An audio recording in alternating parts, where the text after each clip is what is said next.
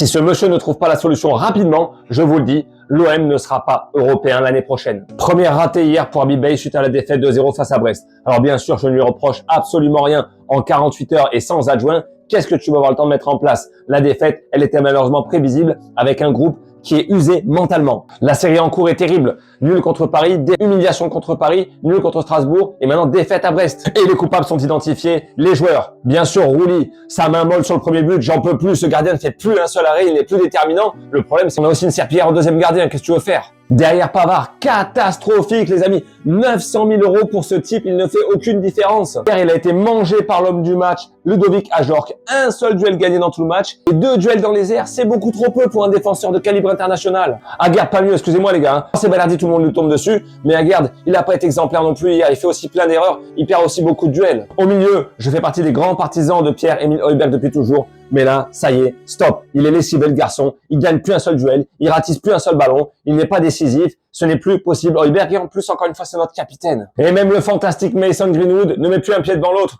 Un penalty raté hier, alors qu'ils avaient tous réussi depuis le début de la saison. Je vous dis, il n'y a rien qui va dans cette équipe. Si j'étais à la place d'Habib Beye, je mettrais tout ce beau monde sur le banc. Je fais jouer que des joueurs au mérite qu'on n'a pas encore vu, qui veulent prouver, parce que eux, ils auront les dents longues, ils ont envie de se battre et de mouiller le maillot sur le terrain. Je sais pas, hein, Nadi, par exemple, qu'on a acheté, le mec n'a toujours jamais joué, il serait peut-être temps de le mettre sur le terrain, ce garçon, vu qu'au milieu de terrain, on est nul. Surtout que là, on a cramé tous nos jokers. Ça revient très très fort derrière. Je rappelle que si Lille et Rennes gagnent ce week-end, ils sont à 3 points de l'OM. Je vous dis, on ne sera pas européen l'année prochaine à ce rythme. Toi, quel joueur tu enverrais sur le banc pour le prochain match? Dis-le moi en commentaire.